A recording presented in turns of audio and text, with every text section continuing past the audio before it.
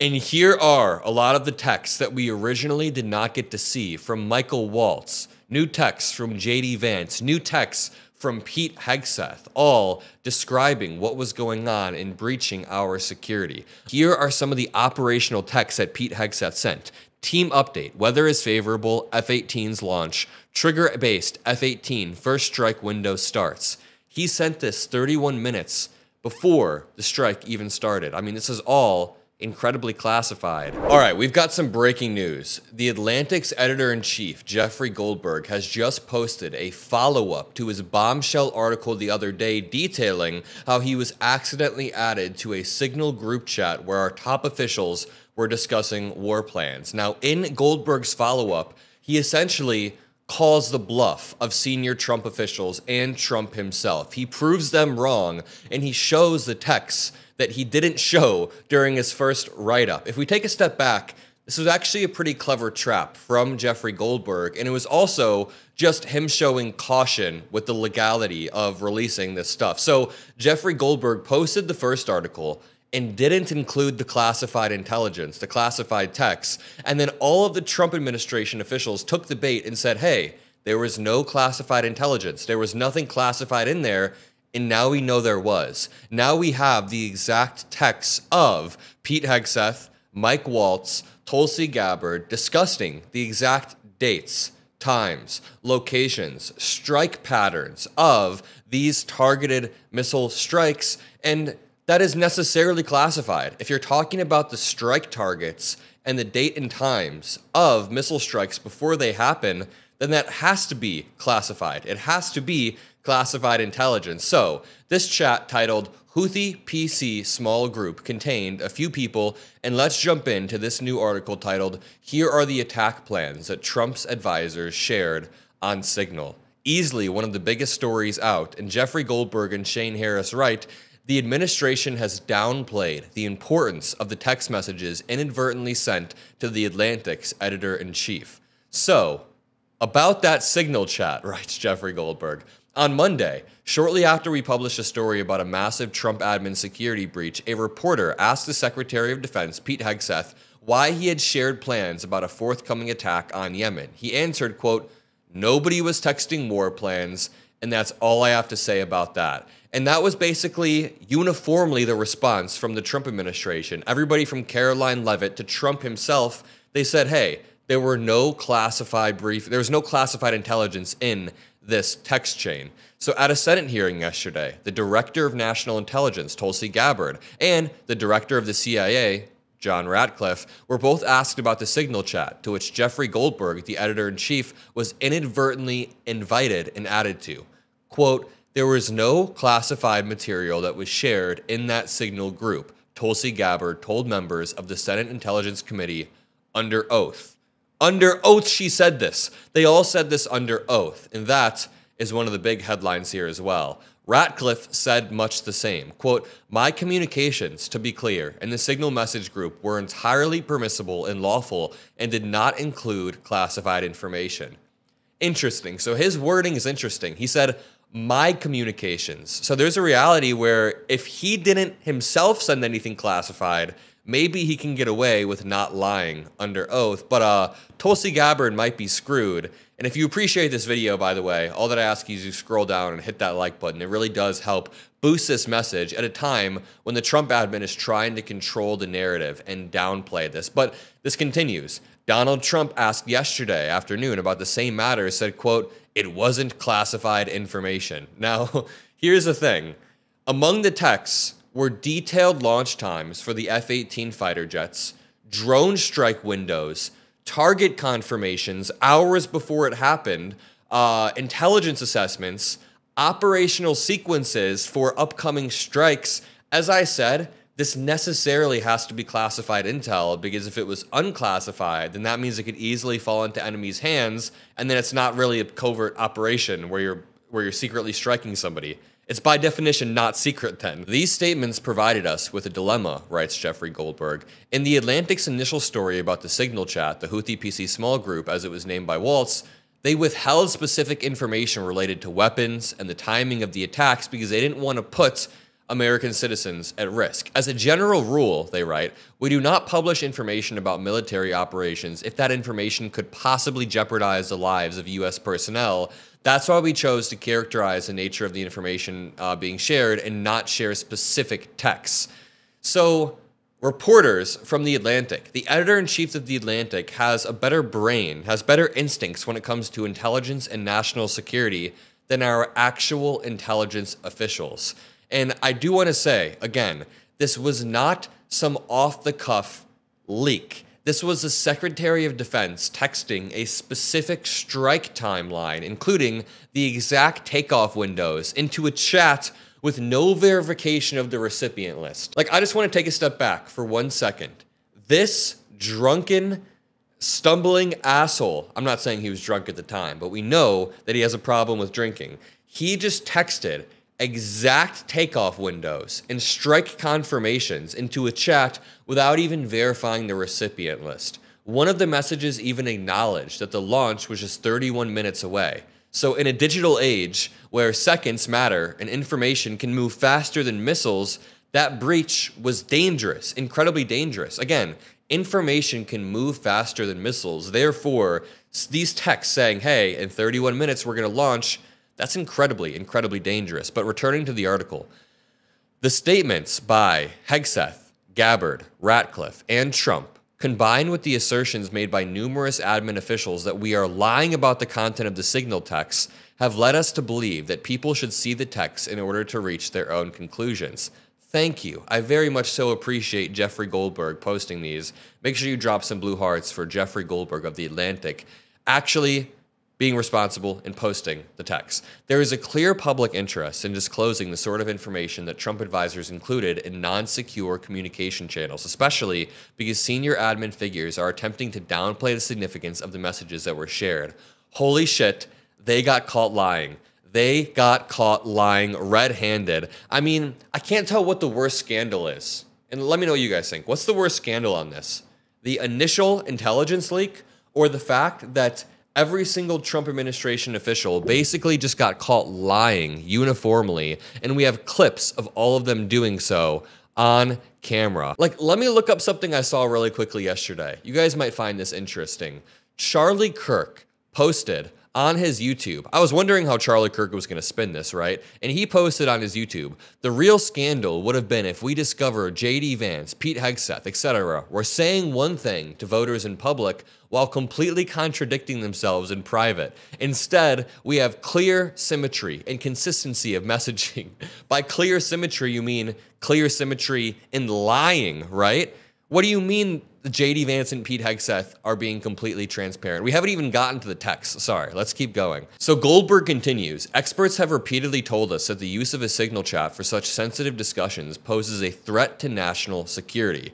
And as a case in point, Goldberg received information on the attacks 2 hours before the scheduled start of the bombing of Houthi positions. If this information, particularly the exact times American aircraft were taking off for Yemen, if that information had fallen into the wrong hands in that crucial 2-hour period, American pilots and American personnel could have been exposed to even greater danger than they ordinarily would face. Now, the Trump admin is arguing that the military information contained in these texts was not classified, as it typically would be, although the president has not explained how he reached this conclusion. And again, holy absolute shit.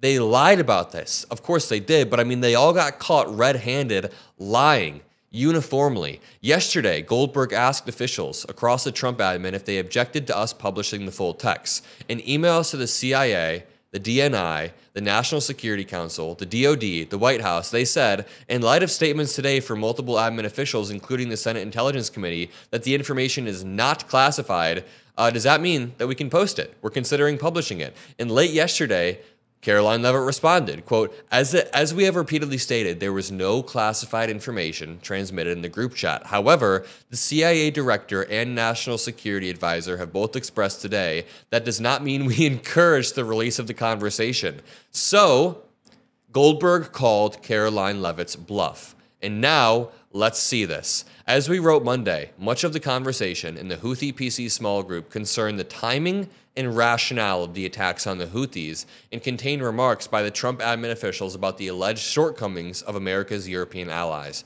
But on the day of the attack, the discussion was operational. At 11:44 a.m. Eastern Time, Hegseth posted in the chat, "Team update." The text beneath began, "Time now, 11:44. Weather is favorable. Just confirmed with CENTCOM. We are go for mission launch." CENTCOM, or Central Command, is the military's combatant command for the Middle East. The Hegseth text continues, 12:15 ET, F-18s launch. 13:45, trigger-based. F-18 first strike window starts. Target terrorist is at his known location, so should be on time. Let us pause here for a moment to underscore a point, says Jeffrey Goldberg. This signal message shows that the U.S. Secretary of Defense texted a group chat that included a phone number unknown to him, Goldberg's cell phone, at 11:44 a.m.